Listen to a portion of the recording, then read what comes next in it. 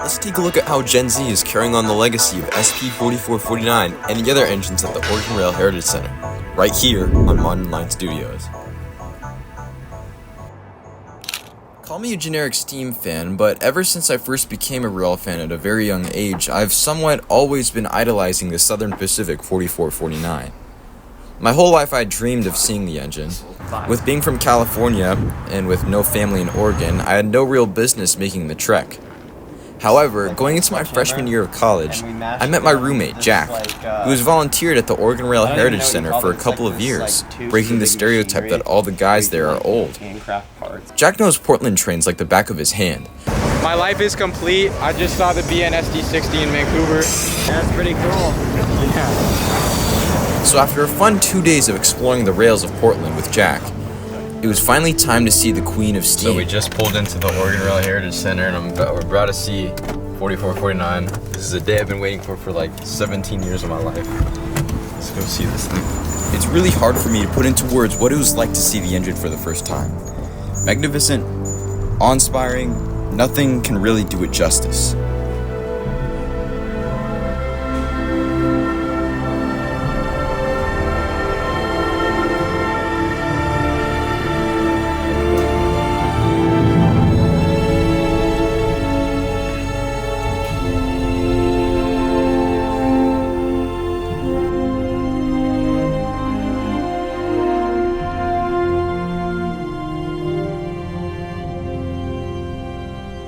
The 4449 was built on May 20th, 1941, and was one of 28 GS4 type locomotives built for the Southern Pacific's famed Coast Daylight passenger train from Los Angeles to San Francisco.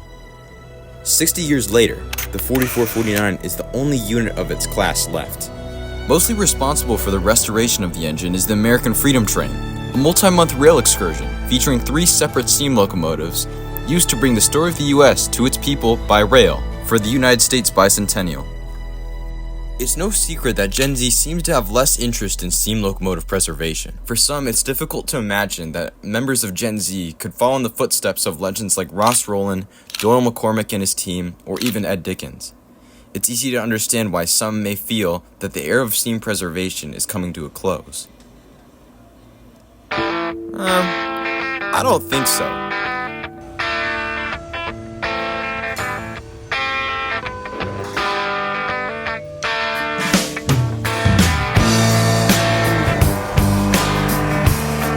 A recent resurgence in enthusiasm for rail preservation among young generations has begun to take shape.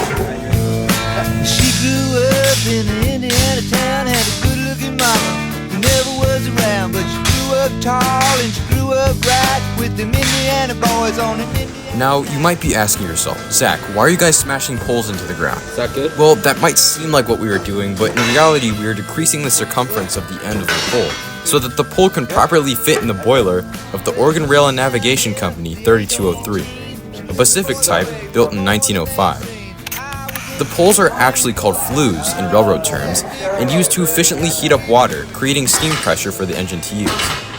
This process is called superheating and is widely used on most steam locomotives.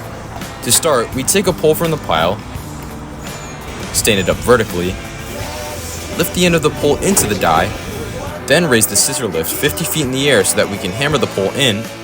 Once we hammer most of the pole in, we lift the pole up and drop it on the die so that the rest of the pole can get into the casting all the way. Once that's finished, we lower the pole onto a rack, hammer the die off, then rinse and repeat for the rest of the 199 flues used inside the engine. It's hard work, but when you realize what it's going towards, it makes everything worth it. That day I only filmed 2 of the flues, but after I put the camera down, the 4 of us did 15 more poles. Oh, go back! Now, the Oregon Rail Heritage Center wouldn't have been the same without this big thing. Behold, the Spokane, Portland, and Seattle 700, one of the largest 484 Northerns ever built. The 700 was built in May of 1938 for the SPS to haul fast passenger trains along the Columbia River. The 700 is 6 whole inches longer than the GS4s. While they look similar in terms of wheel arrangement, the 700 has the upper hand. Whenever I look up at that engine, or any of the engines at the center, I can't help but imagine the stories that they would tell if they could speak. Their towering presence and raw power are awe-inspiring. But what truly lingers with me are the lives that they have touched. The countless engineers and firemen who knew every single inch of their cabs, the passengers watching the landscape roll by through sunlit windows, and the freight trains thundering through the night, keeping industries alive and towns supplied. There's a certain romance in steam that no diesel will ever capture, a heartbeat in steel, the closest humanity has ever come to creating something that feels alive. These locomotives carry the echoes of a both glamorous and gritty era, from polished passenger runs to grueling work of moving heavy freight trains over mountains and across endless plains. And that is why they must be preserved, because their stories are our stories, and if we let them fade, we lose a part of ourselves. As for the next generation, the teenagers, the young guys, or even the adults trying to get involved in rail preservation, you need to go for it, because this is the type of stuff that you will experience.